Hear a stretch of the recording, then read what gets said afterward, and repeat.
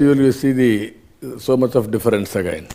With Thank you, ChatGPT also is struggling to work with local languages as of now. Exactly. That will be the biggest revolution in future. If they do properly, then it's a big leapfrog. It's going to happen. Thank you, sir. So we have to end this session. I can allow 2 more questions. This question is, hello? Can you hear me? Yeah. Yeah, please, carry on. This question to Ram and Sriram from EIT. So we are talking about deep technology and a lot of data is collecting, and India has coming to this population, lot of data is collecting. How the regulations and governance is going to happen? Because as someone mentioned, if the data goes to some wrong hand, definitely it's going to be issue. From the EY team, you guys are having any kind of regulations and any kind of measures, or your team is working currently? We just want to understand. And other thing is, in AP and Telangana, a lot of lawyers are available here, and they don't have the opportunities like compared to the other IT or other sectors. So we want to see in the regulation sector, specific to deep technology, is there any options to them if they can study specific courses or if they can concentrate on specific technologies? We just want to hear, because EY team is mostly focused on the audit-related consulting. So, yeah, in fact, I'll just address the last part which you mentioned, right? Audit is just one part of the function which EY or most of the big fours do, right? Audit is just one function. And in the advent of this whole technology explosion which is happening, right? Now, most of likes of EY, other big fours also, technology is mainstream now. So technology consulting is the largest practice, if you will, right, in most of the big fours. Now, the data and the policy part, right? As a part of the government sector or a vertical, right, within EY, we work very closely with the Ministry of Information Technology, right? And that's where I was referring earlier to the data-related policy. Because going forward, the data generation, the sources itself is going to explode. Every device is going to generate data, and devices have to communicate with each other, and that is very important. So already there is a data policy, as well as there was a question on data residency also. So that policy, EY is already working with some of the ministries. So, and I'm sure other big fours are also, right, because everybody is participating in that. That is already in works. I think the minister sometime back also announced that yes, there is a draft which is coming out, right? But I think that's very important piece, and especially when AI and some of these tools are becoming mainstream and every citizen is using those, that becomes extremely important. So I think it's high time government has to come out with that. So EY is working with the government and the ministries on that. Any quick add? No, I just wanted to say, like, that with reference to EY, when even we are working with quite a lot of different government agencies, the first thing that we look at is the data. So, like, for example, I was being asked to work on give inputs for creating startup policy in one of the states, and in that particular state, it is one state wherein it's one of the most highly, joblessness is there. In that index, it's very high. And wherein when we wrote the policy, especially keeping that in mind, we kept in mind that, that the companies, the startups or the companies which are specially working in the skill sector should be given some more advantage than somebody else, keeping that thing into the mind. So it might sound very simple, but if you are getting in more and more skill development companies, then in that case you are creating that skill deficit, you're closing that skill deficit which was there. So from that perspective, so whichever sector it is, wherever we are working in, we first go and see what kind of data we have, what it is, and how it really takes us to leapfrog. Leapfrog is an older version. Rather, we think about Volpalt, that what can be done in a bigger sense, or what are the best technologies, or what are the best things that the best countries are doing that we can bring in, and it is being done in a very systematic fashion, wherein it's a step-by-step growth which can happen over a period of year, and data of monitoring of that growth is also being monitored at all places. So keeping right from policy creation, policy governance, and the procedures of following them, everything is monitored, wherein we keep data inside, that bringing that, creation, monitoring, everything. we keep data into focus while doing that. Thank you. And one thing, I have- want to acknowledge sir, CBN sir. I started my career with Center for Good Governance, which is started by you with the DFID UK related funding. I'm very much happy to say that in 2005 itself, we started as an AP government with whatever the technology we used to capture and whatever the governance reforms were happened in that one. And just I want to acknowledge it. Thank you. Thank you. Very Thank nice. you, thank you. Thank you very much. I have a few more questions, but they are very technical. What I can do is the panelists are going to be here for a tea session. Then either I can ask them on your behalf or you can interact with them. But there is one final question which I would like to put it to CBN sir. This is from Mr. Chowdhury from NippleNet Solutions. No, you are not giving women any question. She is raising hand. Yeah. Sir, this creating... Gender biased. Making... You are gender biased. Yeah, please go ahead. I am seen. I'm sorry. Thank you so much, sir, for the opportunity. My question is, we've seen what wonderful leadership could do to a state or a country, or, you know, how it has impacted all our lives being here. So I wanted to ask you, what important piece of advice would you give for all the leaders who are driving this technology forward? No, what I am saying, from the beginning, I am a strong believer in technology and leadership. Everything is possible.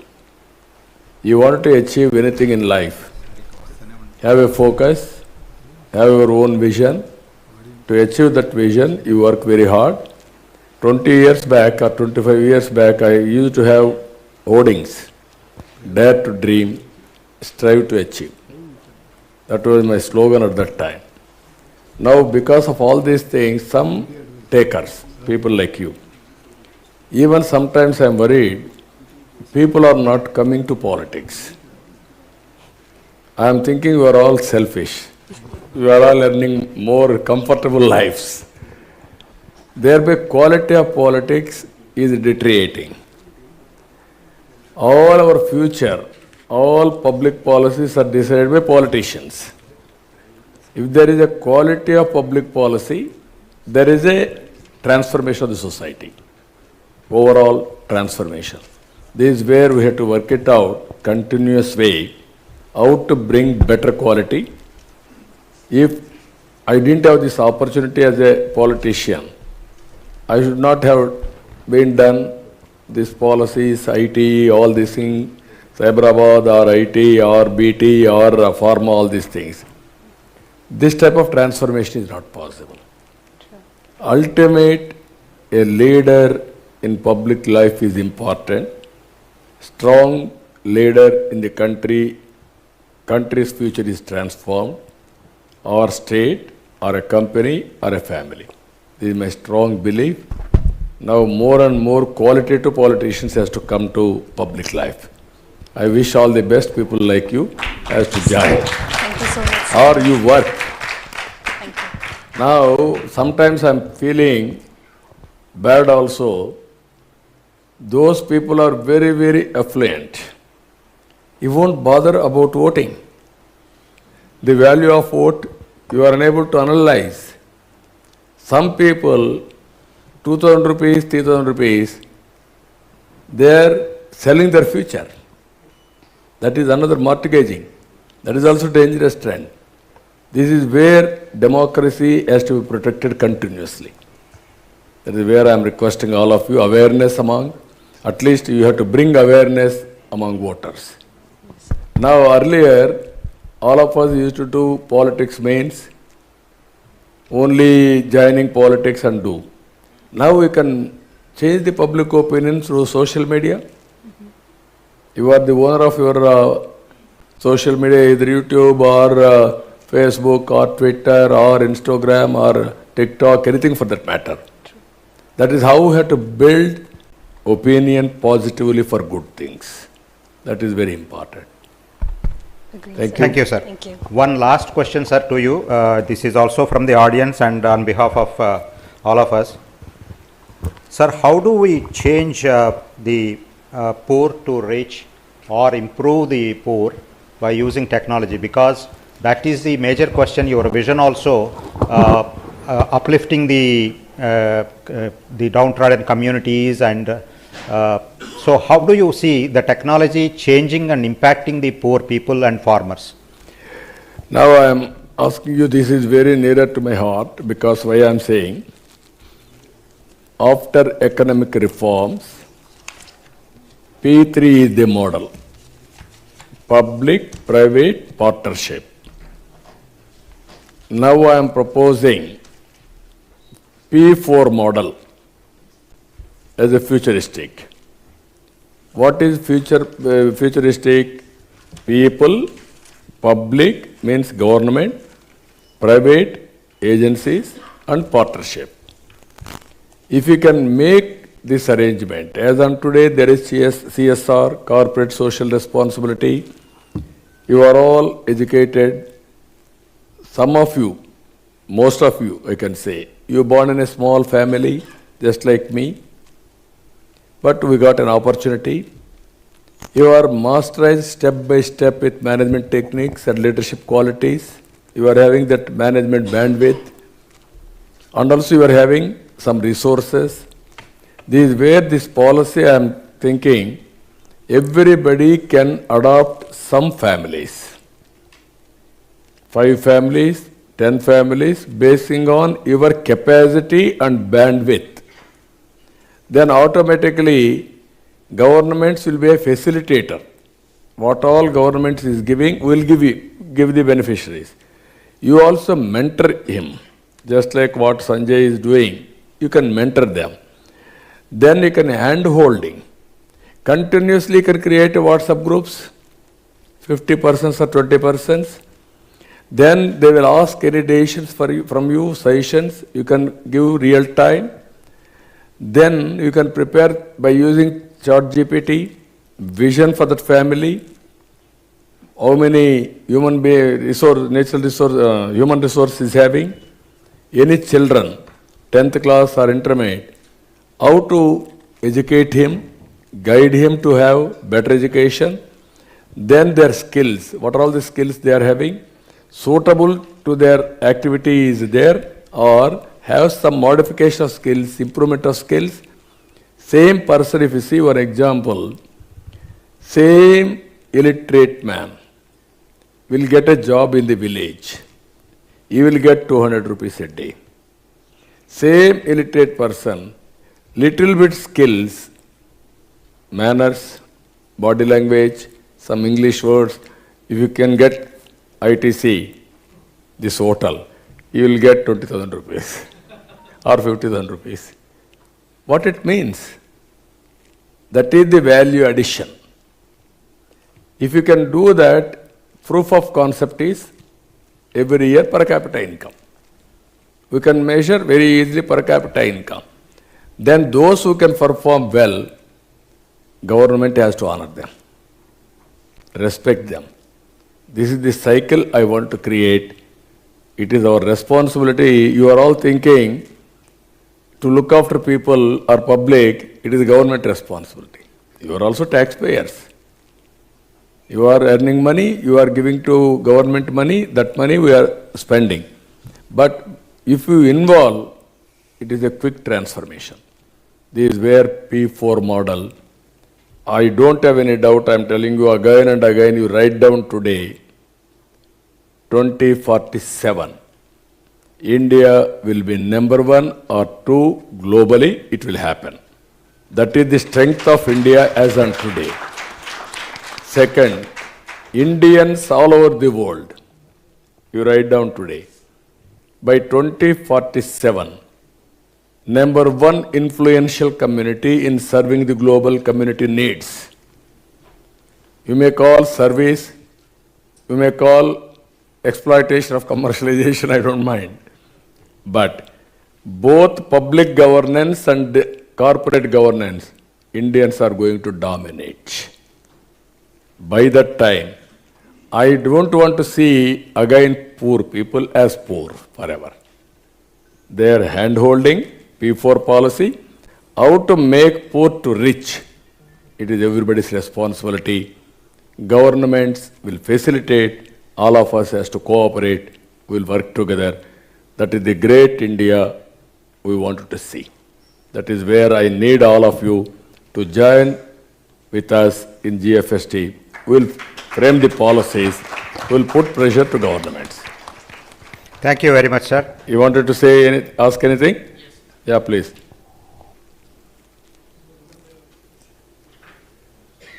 Okay, sir. So myself, Sharat Mutyala. So I have two questions here just related to the technology.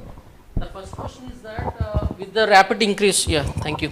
So with the rapid increase of this kind of technologies like robotics and data commercialization and all, most of the people are losing their jobs as of now. So we are seeing that. Definitely we cannot stop the technology as we have discussed, so but we have to equip the next generation students or the people with the kind of technology to operate, and we should be in a position to operate them. So how to handle this kind of situation, as we are talking about the people to so uplift their living standards. So on one side, if they are losing the jobs, how to handle this kind of situation? So with every adoption of the technology, this may happen. This is one. And second thing is that how we can also use this kind of deep technology in this kind of taxation system, because most of the MSMEs are facing the tax issues and individuals are facing the tax issues. As you have rightly mentioned, sir, that we are the taxpayers has to take the responsibility of this, and so directly or indirectly paying a lot of taxes and owning the ownership is also one challenge. So how the deep technology can be the like one use case is the tax. So how that will help the MSME sector to grow further, and how to handle with the capacity building of the next generations to handle with the technology to sustain in the job market. These are two questions. Yeah, you're right. Only regarding to taxation. It is a continuous process how to promote MSMEs, that we have to continuously do that, how to transfer that benefit. It all public policies again. The way we have to put pressure and lobbying to governments to listen our request, that can be done. Second one is jobs. People are thinking IT will remove jobs. How to create wealth? There are conflicts again. Creating wealth, you need IT. Having jobs, again, you don't want IT. What I wanted to emphasize all of you, creating wealth, create more and more jobs also. IT is only enabler for creating jobs. I told you just now, GPT will transform, it is beginning.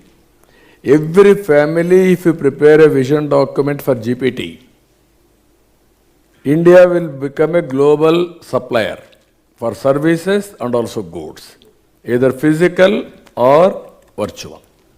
You can imagine the opportunities. Thanks to Europe, thanks to Japan, thanks to China, countries aging, they need our services now. Either doctors or nurses or some other services, so many things. You make use of all these opportunities.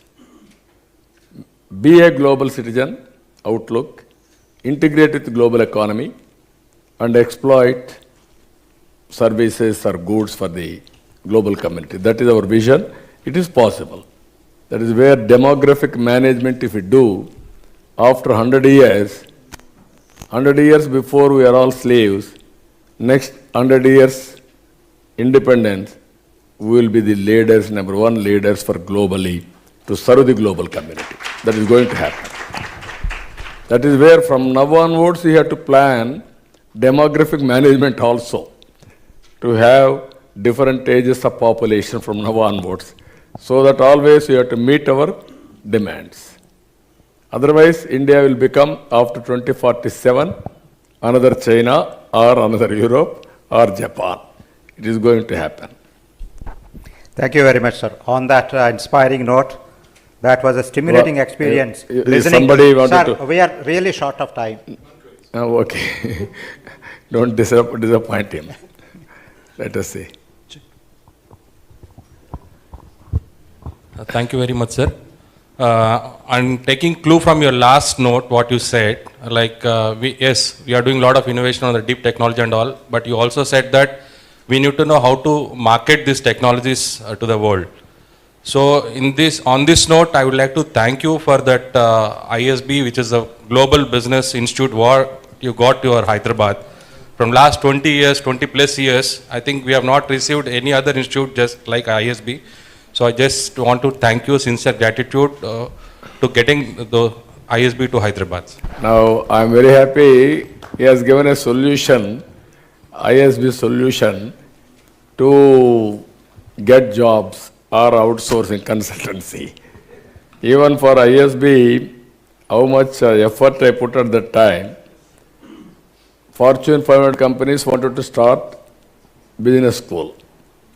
Then it has reported in some magazine.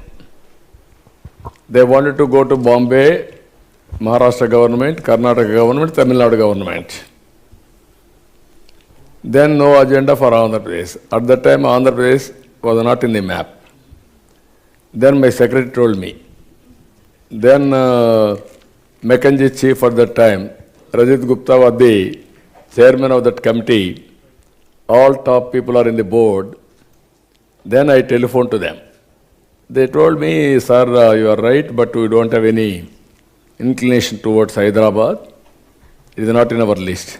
Then I told them, okay, don't consider Hyderabad. You come for a cup of tea or breakfast, and then you decide on merits. I don't mind. Then they came. Same business principles applied. How to market it. Then I sent my ministers, 4 or 5 ministers to airport to receive them. Very good AC bus I organized for them. Then they came to me, to my house. Then immediately I got beautiful bouquets and also shawls, and I honored them. Then I received one by one. Then I served breakfast by giving plates. Then I gave a presentation. By seeing all these things, by that time they are all totally inclined, perception. Then they asked me what you are going to give. Don't ask me anything. You go to respective governments, what they offer. You make it plus 1, send it to me, I will accept it. They went to Karnataka, they got appointment after 4 hours. They went to Maharashtra, they asked him reservations. You have to give reservations for our state. They went to Tamil Nadu, they gave garland or bouquets to give it to Chief Minister. So it makes all the difference. One is goodwill creation, second is clinching marketing strategy. I am very happy. ISB is one of the best institutes now. I really appreciate them. They are at that time nobody knows what is business, ISB or MBAs, all these things, nobody knows. So I am very happy. Now you can give solutions for all of us. Thank you. Thank you.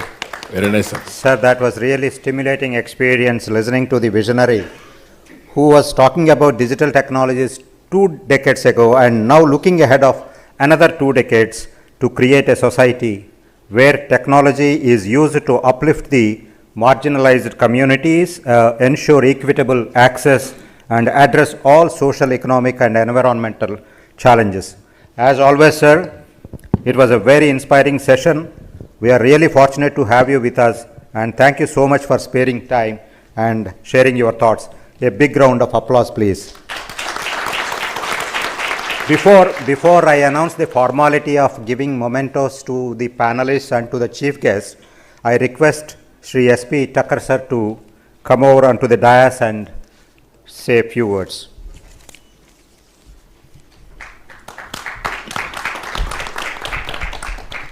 Thank you. I have 4 very simple comments here as an addition to whatever is happening. It's a very happy day for all of us.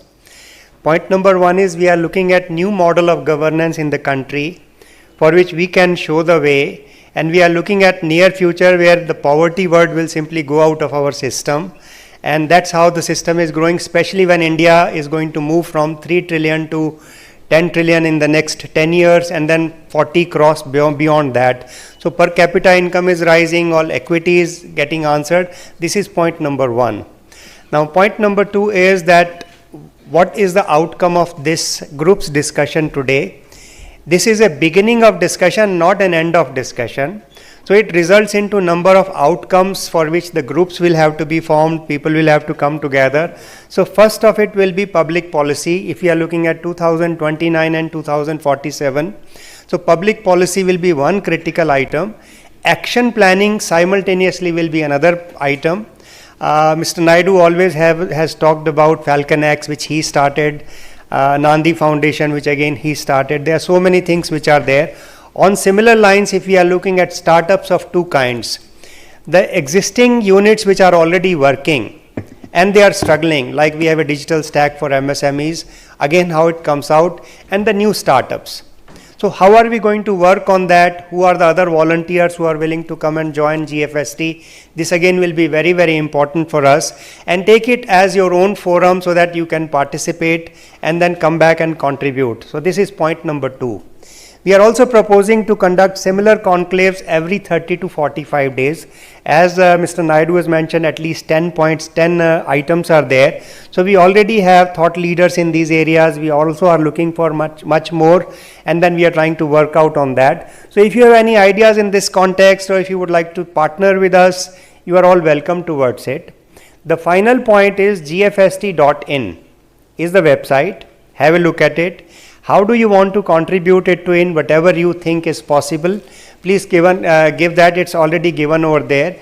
And just now we've got a message that UNESCO would like to join into our initiatives in various ways as to how we can take it forward. So all of you are welcome. Be a part of it. Tell your friends and all other people who can play some kind of a role, and let us take this forward. I remember when we discussed about formation of GFST, we were looking at something, our own World Economic Forum kind of a body, because World Economic Forum refused to come to India, though they have partnership with CII, but they refused to come to India. They are present in America, China and Japan, but not in India. Some discussions were going on to set up something in Mumbai, but we have our own forum like this where all of you can participate, and please mention to any more number of people who would like to join us. We are always available. Our information is available and you are welcome to join. Thank you. Thank you.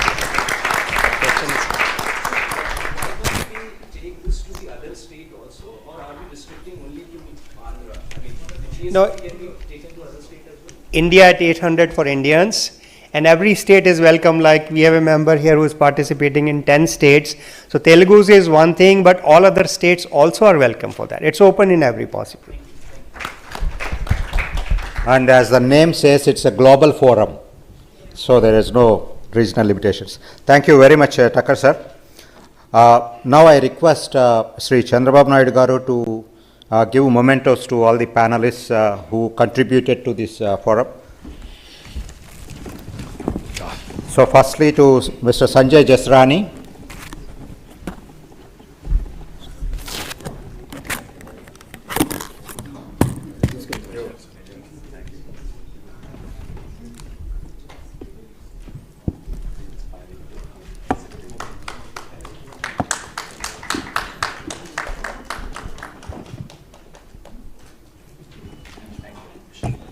To Mr. Sridhar Seshadri.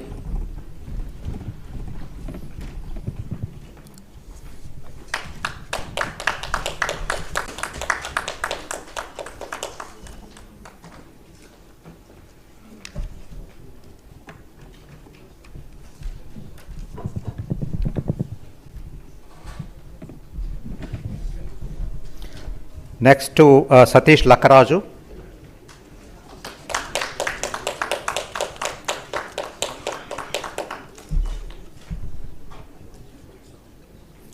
Mr. Sriram Iyer.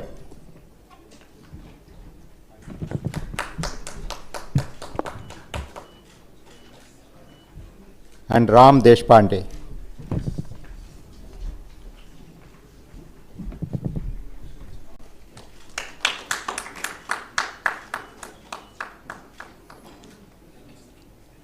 Now I request Thakkar sir to present a memento to Sri Chandrababu Naidu Garu as a token of our love and affection and Sanjay also to accompany.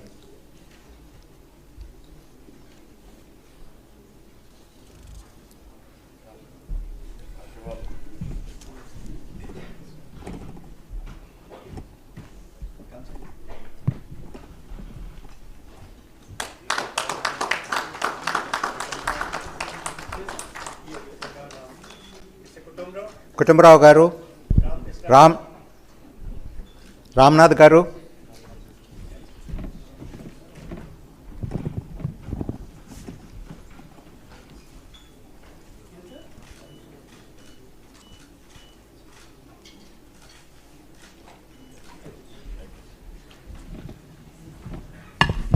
Thank you so much, sir. So that brings to the end of the first edition of seminar in our series. We extend our heartfelt thanks for gracing this occasion to Chandrababu Naidu garu and all the expert panelists, and also the volunteers and India Next for their hard work in putting together the conference. We have a tea break. I request all the participants to have their tea and snacks.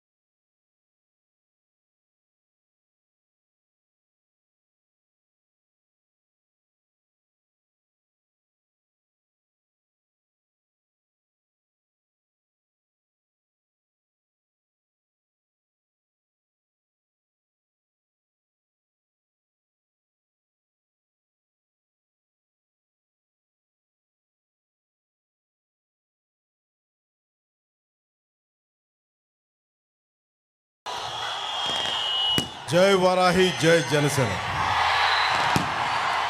10 సంవత్సరాల తర్వాత కూడా మీ అభిమానం, మీ ప్రేమ ఏ మాత్రం చెక్కు చెదరకుండా, కర్ణుడు కవచకుండలాలతో పుట్టాడంటాడు. నేను మీ అభిమాన కవచంతో పుట్టాను నేను అనుకుంటున్నాను.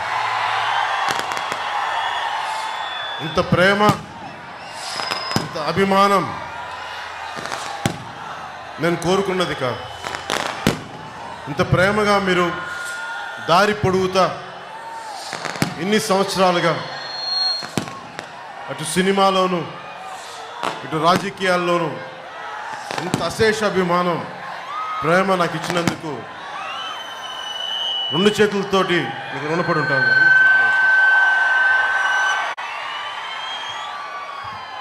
ఈ సభని వీక్షిస్తున్న, టీవీల్లో వీక్షిస్తున్న ప్రేక్షకులందరికీ, పెద్దలకి, మేధావులకి, పత్రికాధిపతులకి, మీడియా వారికి, ప్రతి ఒక్కరికి పేరు పేరున నా హృదయపూర్వక నమస్కారాలు తెలియజేసుకుంటున్నాను. వారాహి అన్న పేరు నేను కోరుకుంటే రాల. నేను పూజ చేసే తల్లి వెళ్ళే వాహనానికి నేను నీ వెన్నంటే ఉంటాను, నువ్వు వెళ్ళు అని చెప్తే వారాహి నన్ను మీ ముందు ఇలా నిలబెట్టింది. గత 2 రోజులుగా జనసేన మంగళగిరిలోని జనసేన కేంద్ర కార్యాలయంలో యాగం చేశాం. యాగం తాలూకు ముఖ్య ఉద్దేశం ధర్మ పరిరక్షణ, సామాజిక పరివర్తన, ప్రజల తాలూకు అభివృద్ధి, ఇవి సంపూర్ణంగా జరగాలి అని చెప్పి ప్రారంభించి చాలా దిగ్విజయంగా దాన్ని పరిసమాప్తి చేసి ఈరోజు ఇక్కడికి వచ్చి మన కత్తిపూడి, మన పత్తిపాడు నియోజకవర్గం, మన తూర్పుగోదావరి జిల్లా సభను ప్రారంభిస్తున్నందుకు మనస్ఫూర్తిగా ఆనందంగా ఉంది. ఇందాక నా స్పీచ్లు వింటా ఉన్నా, చాలా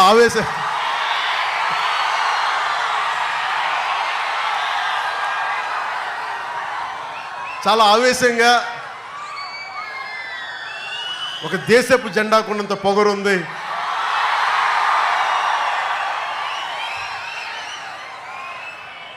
ఆ మాటలన్నీ వింటా ఉంటే నేను అనుకుంటా ఉన్నా కింద, నేనేనా ఇవన్నీ మాట్లాడింది అని. ఎందుకు చెప్తున్నానంటే ఈ 10 సంవత్సరాలు ఒక పార్టీ గెలవటం, ఓడిపోవడం పక్కన పెట్టండి, ఒక పార్టీని స్థాపించి నడిపించడం అనేది దశాబ్దం సామాన్యమైన విషయంగా. 10,000 కోట్లు, 1,00,000 కోట్లు ఉన్న పార్టీని నడపలేరు. మీలాగా గుండెల్లో పెట్టుకునే ప్రజాభిమానం ఉంటేనే పార్టీని నడపగలరు. ఏ భావజాలం అయితే చెప్తున్నామో ఆ భావజాలానికి దాన్ని అర్థం చేసుకొని దాంతోపాటు నడిచే వ్యక్తుల సమూహం ఉంటే తప్ప ఒక పార్టీని నడపలేం. నేను ఎందుకు ఒక చిన్నపాటి ముఖ్యమైన ఉపన్యాసంకి వెళ్ళబోయే ముందు మొదటిగా భారతీయుణ్ణి, చివరిగా భారతీయుణ్ణి అని బాబా అంబేద్కర్ సాహెబ్ చెప్పిన మాటల్ని మననం చేసుకుంటూ తల్లి భూమి భారత్కి చేతులెత్తి వందనాలు పెడుతుంది, నమస్కారం చెప్తున్నాను. చాలామంది యువత ఉన్నారు ఇక్కడ, నూనూగు మీసాలు యువత ఉన్నారు, ఆడపడుచులు ఉన్నారు, నన్ను ఏడిపించే అమ్మాయిలు ఉన్నారు ఇక్కడ. ఇక్కడ ముమ్మడివరంలో అనుకుంటా పోయినసారి పీగన్నవరంలోనూ అమ్మాయిలను తగ్గ ఏడిపిస్తామని చెప్పాను, మీ మీద యాడమ్ టీవీ కేసింగ్ పెట్టేస్తాను. అలాంటి ఆడపిల్లలకి, తల్లులకి, ఆడపడుచులకి, వీర మహిళలకి, ప్రతి ఒక్కరికి పేరు పేరున నా హృదయపూర్వక అభినందనలు, నమస్కారాలు తెలియజేసుకుంటాం. కొత్త తరానికి, ఓటు హక్కు రాని యువతకి, ఈ సంవత్సరే 18 సంవత్సరాలు నిండి వచ్చే ఎన్నికలకు సంసిద్ధమవుతున్న యువతకి ముఖ్యంగా ఒక విషయం చెప్పదలుచుకుని, ఆంధ్రప్రదేశ్ మద్రాసులో ఉమ్మడి రాష్ట్రంగా ఉన్నప్పుడు ఒక వ్యక్తి ప్రాణత్యాగం ఫలితంగా, బలిదానం ఫలితంగా మనకి ఆంధ్ర రాష్ట్రం ఏర్పడింది. ఆ బలిదానం ఇచ్చిన వ్యక్తి అమరజీవి పొట్టి శ్రీరాములు గారు. వారి పేరు ఎందుకు తలుచుకోవాలి? ఈ రోజున ఆంధ్రాకి నేను ముఖ్యమంత్రిని అని ఎవరన్నా అన్నా కానీ వారు మోకరిల్లాల్సింది పొట్టి శ్రీరాములకి మోకరిల్లాలి. ఎందుకంటే ఆంధ్ర అనే రాష్ట్రం ఇచ్చిన వ్యక్తి తన ప్రాణాల మీద. కానీ మన నాయకులు ఎవరు కూడా పొట్టి శ్రీరాములు గారికి ఏదో తూతూ మంత్రంగా మర్యాదగా ఒక సభ పెట్టేసి ఒక పేరు పెట్టి వదిలేశారు తప్ప జనసేన పొట్టి శ్రీరాములు గారి స్ఫూర్తిని గుండెలో నింపుకునే జనసేన పార్టీ బయటకు వచ్చింది. ఎందుకు చెప్తున్నానంటే ఇది ఒక పూట అన్నం మానేస్తేనే మనకి కడుపులో నకనకలు ఆడుతూ ఉంటుంది. 56 రోజులు 56 రోజులు ఆకలి తట్టుకొని పేగులు మాడిపోతుంటే ఆకలిని తట్టుకొని ఆంధ్ర రాష్ట్రం కావాలి అని చెప్పి బలిదానం కాబడ్డాము అమరుడికి అమరజీవికి మనందరం గుర్తుపెట్టుకొని ఆయనకి స్ఫూర్తిగా ఆంధ్రప్రదేశ్ అభివృద్ధి ఏ ఆశయం కోసమైతే ఆంధ్రప్రదేశ్ని ఆయన ఏర్పాటు చేశారో ఆ అభివృద్ధిని నా తరంతో పాటు మీ తరం కూడా ముందుకు తీసుకెళ్లాలని మనస్ఫూర్తిగా కోరుకుంటూ అమరజీవికి 2 చేతులెత్తి నివాళులు అర్పిస్తున్నాను.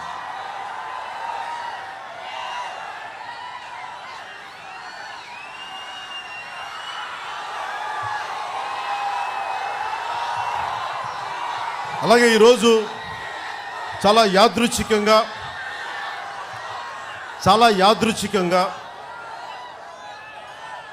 జూన్ 14న నాకు ఇష్టమైన ఎర్నెస్టో చెగువేరా పుట్టినరోజు. అంటే నాకు రాజకీయాల స్ఫూర్తిని పోరాట స్ఫూర్తిని తెలియజేసిన మహానుభావుల్లో భగత్ సింగ్, చంద్రశేఖర్ ఆజాద్, నారాయణ్ గురు, రాజ్గురు, సుఖ్దేవ్, నేతాజీ, వీరితో పాటు ఎర్నెస్టో చెగువేరా దక్షిణ అమెరికా ఖండానికి సంబంధించిన ఒక యోధుడు. అతను నాకు స్ఫూర్తి. భారతదేశం నాకు ఎర్నెస్టో చెగువేరా స్ఫూర్తి అంటే చాలామందికి, ముఖ్యంగా కొంతమంది పశ్చిమ దేశాలకు సంబంధించిన కొద్దిమందికి నచ్చకపోవచ్చు. 1-2 సందర్భాలు నాతో అన్నారు అన్నమాట. భారతీయులు ఎలాంటి వాళ్ళు అంటే హంస లాంటి వాళ్ళు. పాలును తీసుకొని నీళ్ళని వదిలేస్తారు. అలాగా ప్రతి వ్యక్తిలో కూడా మంచిని తీసుకొని చెడును వదిలేస్తాం, నచ్చని అంశాలను. ఎర్నెస్టో చెగువేరాలో నాకు నచ్చింది తన ప్రాంతం కాదు, తన ఖండం కాదు, తన మనుషులు కాదు, తన బంధువులు కాదు, తన సమస్య కాదు, కానీ సాటి మనిషి బాధపడుతుంటే అటుపక్క ఖండంకి వెళ్ళి కూడా యుద్ధం చేసి ఇంకొక దేశానికి స్వాతంత్రోద్యమంలో పోరాటం చేసి విడిపించి అతను ప్రాణాలు కోల్పోయాడు. అలాంటి చెగువేరాకి మనస్ఫూర్తిగా ఈ కత్తిపూడి నుంచి మనస్ఫూర్తిగా ఆయనకి నా నివాళులు అర్పిస్తున్నాను.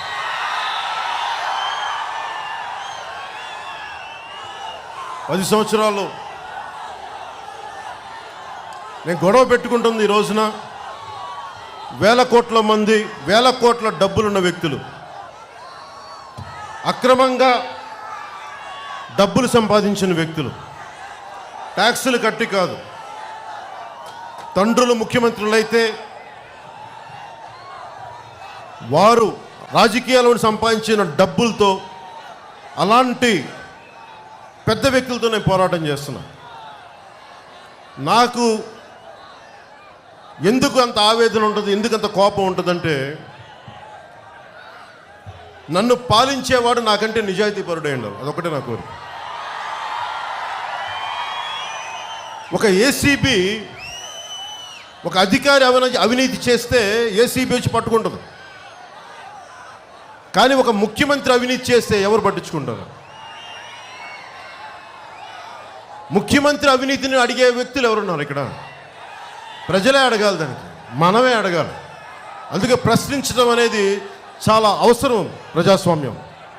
నేను వీటిని దృష్టిలో పెట్టుకొని నాకు తల వంచుకొని బతకడం ఇష్టం లేదు. నేను తప్పు చేయలే, తప్పు చేస్తే శిక్షింపబడడానికి సిద్ధంగా ఉంటాను. కానీ నన్ను పాలించే నాయకులు మటుకు మేము మీకు గులాంగిరి చేయం, మేము మీకు బానిసలం కాదు. మేము ఈ దేశంలో స్వేచ్ఛా జీవులం మేము. ఇందులో నాకు ముఖ్యమంత్రి ఏమో నాకేం తెలియదు. నేను పార్టీ ప్రారంభించినప్పుడు నన్ను అణిచివేస్తుంటే మటుకు నాకు వచ్చే కోపం, సగటు మనిషికి ఉన్న కోపం నాకు. దిగువ మధ్య తరగతి నుంచి వచ్చిన వాడిని నేను. ఆ ఆవేదనతో, ఆవేశంతో, ఆలోచనతో అన్నీ వదులుకొని ఉంటే ఉంటాయి, పోతే పోతే ప్రాణాలని చెప్పి కూడా సిద్ధపడే రాజకీయాల్లోకి వచ్చాను. ఇదంతా నా కోసం రాలా, మీ భవిష్యత్తు కోసం, మీ బిడ్డల భవిష్యత్తు కోసం వచ్చాను. నేను నమ్మినా నమ్మకపోయినా ఇది సత్యం. నేను కోరుకుంటుంది కూడా ప్రతి నాయకుడు బాధ్యతగా లేనప్పుడు మేము మిమ్మల్ని చొక్కా పట్టుకొని అడుగుతాం. ఆ బలం ప్రజాస్వామ్యానికి ఇవ్వాలి అంటే మనం చాలా బలంగా గళమెత్తాలి. దాంట్లో భాగంగా 10 సంవత్సరాలు ఉన్న 2 చోట్ల నిలబడటం ఇష్టం లేదు. నా మీద కక్ష కట్టి, ఉదాహరణకి 1,00,000 ఓట్లు ఉన్నాయనుకోండి, ఒక చోట 1,08,000 ఓట్లు పోలేని నేను భీమవరంలో ఓడిపోవడానికి. అంటే ఉన్న ఓట్ల కంటే అధికంగా ఓట్లు పోలేని అంత కక్ష కట్టారు నా మీద. పవన్ కళ్యాణ్ అనేవాడు అసెంబ్లీలోకి అడుగు పెట్టకూడదు. ఈసారి ఎవడు అడ్డం వస్తాడో నేను చూస్తాను. నేను ఎలా అసెంబ్లీలోకి అడుగు పెట్టకుండా ఎవడు ఆపుతాడో నేను చూస్తాను. అసెంబ్లీలోకి జనసేన అడుగు పెట్టది, పాదముద్రేస్తుంది. మనం ప్రజలకి ఎంత అండగా నిలబడాలో అంత అండగా నిలబడతాం. అధికారం లేకుండానే, ఎవరి అండదండలు లేకుండానే బెదిరిస్తూ ఉంటే, ప్రతి సీనియర్ పార్టీలు కూడా భయపడే స్థితిలో ఉంటే, ఒక్క జనసేనే చెప్పు చూపించి మక్కెలు ఇరక్కొడతామని చెప్పింది జనసేన.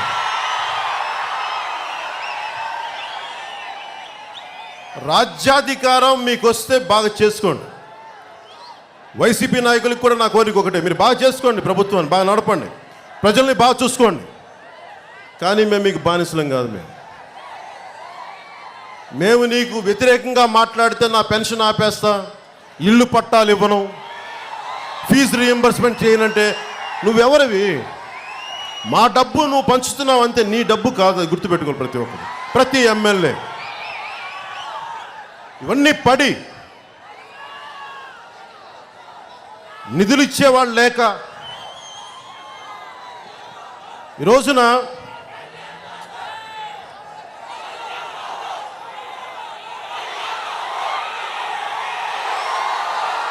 మాట్లాడు, అలాంటి సమస్యలు ఉన్నాయనే కదా మాట్లాడు. ఈ రోజున ఈ పార్టీని నడుపుతా ఎన్ని రకాలుగా ఒక్కడు 151 మంది ఎమ్మెల్యేలు, ఉభయ సభల్లో 30 మంది పార్లమెంట్ సభ్యులను పెట్టుకొని ఉన్న ఒక్క సీటు కూడా లేని జనసేనని వైసీపీ నాయకులు, మంత్రివర్గం టార్గెట్ చేస్తూ ఉంటే జనసేన ఎంత బలమైన పార్టీ మీకు అర్థమవుతూ ఉన్నాం. అంటే భవిష్యత్తులో వీళ్ళే మనకి ఎదురు. వైసీపీకి చెప్తా ఉన్నాం, మేమే మీకు ఎదురు, ఖచ్చితంగా మిమ్మల్ని పడతోస్తాం, కూలదోస్తాం. ఈ ముఖ్యమంత్రికే చెప్తా ఉన్నా, నీకు ఛాలెంజే చేస్తున్నాను. ఈ ముఖ్యమంత్రికి మీరు నన్ను ఎలా ఆపుతారో నేను చూస్తాను. ఆ ఎన్నికలు రా, ఛాలెంజ్ నీకు. ఈయన మాట్లాడితే పెద్ద మనిషి క్లాస్ వార్ అంటాడు. క్లాస్ వార్ అంటే అర్థం తెలుసా మీకు? ఆయన పసిబాలుడిలాగా, అమాయకమైన వ్యక్తిలాగా ఎప్పుడు నవ్వుతూ, కల్మషం లేకుండా నవ్వుతూ, బొగ్గలు తడుతూ, ఇది కాదు క్లాస్ వారు. నాకు తెలిసి క్లాస్ వార్ అంటే అర్థం ఏంటి? పేద ధనిక. ఆయనతో కంపేర్ చేస్తే క్లాస్ వార్ నేను చెప్పాలన్నమాట, ఆయనగా చెప్పాల్సింది.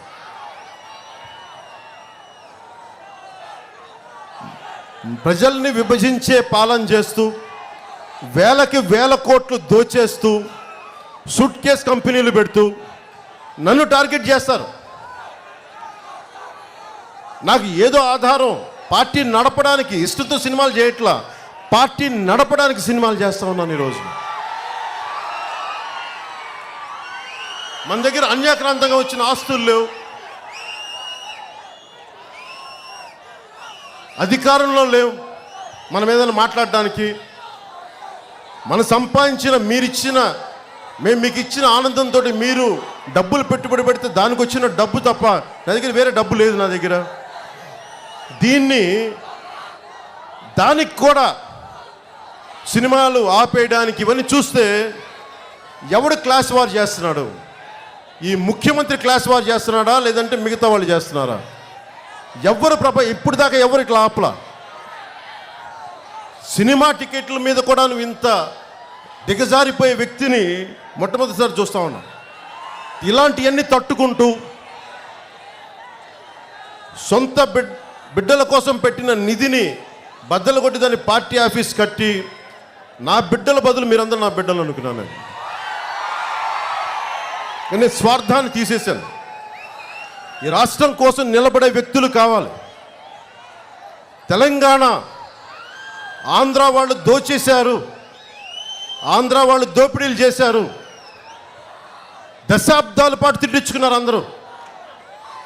ఆంధ్ర నాయకులందరూ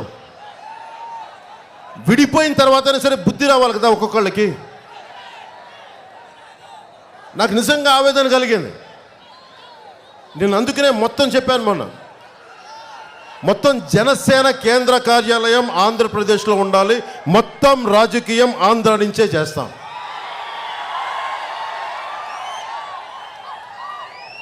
ఇది ఈ విధంగా ఒక్కొక్క ఒడిదుడుకులు తట్టుకుంటే ఇక్కడ దాకా వచ్చాం. ఈ వచ్చే ఎన్నికలు జనసేన ఎంతసేపు నువ్వు విడిగా రా అంటారు. నేను విడిగా వస్తాను, ఉమ్మడిగా వస్తాను, ఇంకా నేను నిర్ణయించుకోలే. ఆ రోజు వచ్చినప్పుడు చాలా కుండ బద్దలు కొట్టినట్టే చెప్తాను ఆ రోజున. కానీ ఒక్కటి, భవిష్యత్తులో వచ్చే ఎన్నికల్లో నేను అసెంబ్లీలోకి అడుగు పెట్టాల్సిందే, పెడతాం. దానికోసం ఎన్ని వ్యూహాలైనా వేస్తాం. ముఖ్యమంత్రి పదవిస్తే సంతోషంగా స్వీకరిస్తాం. కానీ స్వీకరించాలంటే ఏం చేయాలి దాని గురించి మాట్లాడుకుందాం. ముఖ్యమంత్రి పదవి మనకే కావాలంటే మనం ఏం చేయాలి, ఎలా చేయాలి, ఎలాంటి కృషి చేయాలి, వీటి మీద మాట్లాడుకుందాం. అలాగే ఈ ప్రభుత్వం ఏం చేస్తుంది దీని మీద కూడా ఒకసారి ఈ సమస్యల్ని మాట్లాడుకుందాం.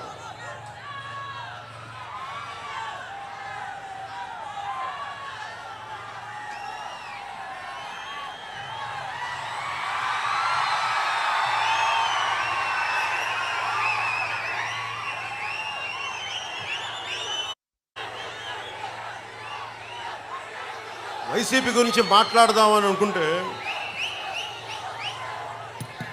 వైసీపీ గురించి మాట్లాడదాం అనుకున్నప్పటి నుంచి ఒక ఫైల్ చదువుతా, 2 ఫైల్స్ చదువుతా. వీళ్ళు చేసే తప్పుడు పనులు ఎన్ని ఉన్నాయంటే నా రూమ్లో ఇన్ని ఫైల్స్ ఉంటాయి. చదివే కొద్దీ వస్తానే ఉంటాయి. అలిసిపోతాను, ప్రామిస్గా చెప్పాలి, ఒకసారి అలిసిపోతాను. ఇన్ని తప్పులు చేశారంటారా బాబు వీళ్ళు. సో ఆ తప్పుల నుంచి ఏరికి ఇన్ని పేజీలు, కనీసం ఇన్ని పేజీలు చదివితే ఇన్ని పేజీలకు వచ్చింది. జనసేన ఓడిపోయినప్పటి నుంచి 2019 ఎన్నికల్లో ఈ ముఖ్యమంత్రి నన్ను ఆయన ప్రమాణ స్వీకారానికి ఆహ్వానించారు. ఆయన మనస్ఫూర్తిగా నా కృతజ్ఞతలు తెలియజేశాను. ఆ రోజున ఒకటే చెప్పాను ఆయనకి ఫోన్లో, నేను ఒక పద్ధతి గల ప్రతిపక్షంగా ఉంటాం, చాలా మీ పర్సనల్ విషయాలు జోలికి రాకుండా కేవలం పాలసీ విధంగానే ఏదన్నా ఎప్పుడైనా విమర్శించాల్సి వస్తే విమర్శిస్తాను, అవి కూడా మీరు రాకుండా చూసుకోండి అని సహృదయంగా, మీకు 151 ఎమ్మెల్యేలు వచ్చారు, ఇంతమంది ఎంపీలు వచ్చారు, మనస్ఫూర్తిగా నా అభినందనలు తెలియజేస్తానని చాలా సహృదయంతో మాట్లాడాను ఆయనతోటి. నా కళ్ళ ముందు తప్పులు జరుగుతూ ఉన్నప్పుడు మాట్లాడకుండా ఎలా ఉంటాం? అది నా పొలిటికల్ పార్టీగా నా బాధ్యత. అది ఏ రోజునైతే నేను భవన నిర్మాణ కార్మికుల గురించి మాట్లాడటం ప్రారంభించాను, ఇసుక దోపిడీ జరుగుతోంది, ఒక కంపెనీ కట్టబెట్టేశారు, పనులు లేవు, దాదాపు 32 మంది చనిపోయారు భవన నిర్మాణ కార్మికులు అన్న రోజు నుంచి ఈ రోజు దాకా నన్ను తిట్టని రోజు అంటూ ఉండదు. ఇంట్లో నాకున్న 4 ఏళ్ల బిడ్డతో సహా తిడతారండి. అంత నీచంగా తయారైంది ఈ వైసీపీ. నాకు వారి వ్యక్తిగత విషయాలు తెలియక కాదు, నాకు ప్రతి ఒక్కరి వ్యక్తిగత విషయాలు చాలా బాగా తెలుస్తాను. వాళ్ళకి ఇంటెలిజెన్స్ కావాలి, వాళ్ళకి వైసీపీ వాళ్ళకి. నాకు ఇంటెలిజెన్స్ అవసరం, నా అభిమానించాలి. నాకు సరదాగా చెప్పట్లా, చప్పట్లు కొట్టించుకోవాలని చెప్పట్లా. 2014 ఎన్నికలు ఓడిపోయిన తర్వాత, పార్టీ పెట్టిన తర్వాత నేనేదో ఒక కాంగ్రెస్ నాయకులు ఏదో ఒక మాట అంటే ఏదో బదులు ఇచ్చిన అయిపోయి నెక్స్ట్ డే మన తెలంగాణ జగిత్యాలకు చెందిన ఒక కుర్రాడు ఒక పెన్ డ్రైవ్ పట్టుకొచ్చాడు నా దగ్గరికి. అన్న, మిమ్మల్ని తిట్టిన ఎవరైతే అన్నారో వాళ్ళందరి తాలూకు వీడియోస్ ఇందులో ఉన్నాయి, మీరు చూసి ఇవన్నీ బయట పెట్టండి అన్నాను. వాళ్ళు ఏమేం చేశారో వాళ్ళ వ్యక్తిగత జీవితాలు నా దగ్గర తీసుకున్నా. నాకు మనస్కరించలేదు, నా సంస్కారం ఒప్పుకోలే. ఒక నాయకుడిని వారు చేసే పని, వారి చెప్పే పాలసీ మీద మాట్లాడతాను తప్ప వ్యక్తిగతంగా వాళ్ళని కించపరిచో వాళ్ళకున్న వ్యవహారాలని నేను బయటికి తీసుకొచ్చో ఆ దిగజారుడు తను ఉండకూడదు. నేను తీసి పక్కన పెట్టాను ఆ రోజున. వదిలే బాబు, ఈసారి వదిలే, అలాంటి వదిలే అని చెప్పాను. కానీ నన్ను ఎంత దారుణంగా తిడతారు ఈ నాయకులు అంటే, ఉచ్చం నీచం లేకుండా ముఖ్యమంత్రితో సహా తిడతారు నన్ను. ఇవన్నీ నేను ఎందుకు భరిస్తున్నాను? నాకు అవసరం ఏముంది? హైయెస్ట్, ఎంత హైయెస్ట్ నాకు తెలియదు, కానీ అత్యధికంగా పారితోషికం తీసుకునే నటుల్లో నేను ఒకనే భారతదేశంలో, అంతవరకు చెప్పగలను. నాకు మాటలు పడాల్సిన అవసరం లేదు కదా. నేను కామ్గా నన్ను ఎవరు అనేవాళ్ళు, నన్ను ప్రేమించేవాళ్ళు తప్ప నన్ను ఎవరు అనేవాళ్ళు ఉండరు. ఎందుకు పడుతున్నాను నేను? సగటు మనిషికి అన్యాయం జరిగితే అది చూస్తూ సినిమాల్లో దాని పాటల రూపంలోనో కథా రూపంలో పెట్టుకొని తృప్తి పడలేక వేదన చెంది ఏదో చెయ్యాలని తపనతో బయటకు వచ్చాను. మీకోసం వచ్చాను. నన్ను అడగకపోతే నేను రాకపోతే నాకేం అవ్వదు, కానీ నా మనసు చంపేసింది. చెగువేరా లాంటి వాడిని ఆదర్శంగా తీసుకొని, భగత్ సింగ్ లాంటి వాడిని ఆదర్శంగా తీసుకొని, నేతాజీని స్ఫూర్తిని గుండెలో నింపుకొని నేనేం చేయకపోతే తప్పు అవుతుందని చెప్పి నేను రాజకీయాల్లోకి వచ్చాను. నేను పోరాటం చేసుకుంటూ వెళ్ళిపోయాను. నన్ను విమర్శించే వాళ్ళు ఉంటారు, చాలా నీచంగా దిగజారుడుతనంగా మాట్లాడే ఉంటారు. ఇవన్నీ నేను భరిస్తాను కూడా. ప్రతి తల్లికి, ప్రతి బిడ్డకి, ప్రతి పెద్దలకి ఇదంతా సమాజంలో ఎదురు తిరిగే గుణం చచ్చిపోతుంది, ధైర్యం అనే గుణం చచ్చిపోతుంది. ఆ గుణాన్ని ప్రజల గుండెలో నింపాలని చెప్పి నేను సాహసం చేసే రాజకీయాల్లోకి వచ్చాను. మీ భవిష్యత్తు కోసం వచ్చాను. మీ గుండెల్లో ధైర్యం నింపడానికి నేను ఇక్కడికి వచ్చాను. ఖచ్చితంగా మాటలు తీసుకుంటాం.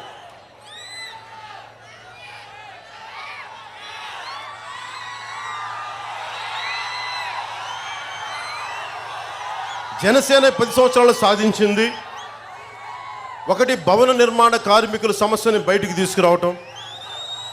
ఓడిపోయిన తర్వాత అందరూ ఒకటే అనుకున్నారు, ఈ పవన్ కళ్యాణ్ అనే వ్యక్తి పారిపోతాడు, రాజకీయాల్లో ఉండడు, తోక ముడుచుకొని పారిపోతాడంటే గర్జించి వెనక నిలబడి ఇక్కడే ఉన్నాం. 10 సంవత్సరాలు పూర్తి చేసుకున్నాం. ఈ రోజున మంగళగిరిలో కేంద్ర కార్యాలయం శంకుస్థాపన చేసి మరీ వచ్చాం. తర్వాత రోడ్లు దుస్థితి, రోడ్లకి డబ్బు, అసలు రోడ్లు వేయట్లేదనే ఒక పరిస్థితిని బయటికి తీసుకొచ్చిందే జనసేన. ఒక్క పిలిపిస్తే వాడ ఊరు ఊరున వీధి వీధిన ఉన్న ప్రతి జన సైనికులు, ప్రతి వీర మహిళ, ప్రతి ఒక్కరూ ఆంధ్రప్రదేశ్ రోడ్లు ఎంత అధ్వానంగా ఉన్నాయో మొత్తం నేషన్ వైడ్, దేశం మొత్తం తెలియజేశారు. మీకు మనస్ఫూర్తిగా నా అభినందనలు తెలియజేసుకుంటాను.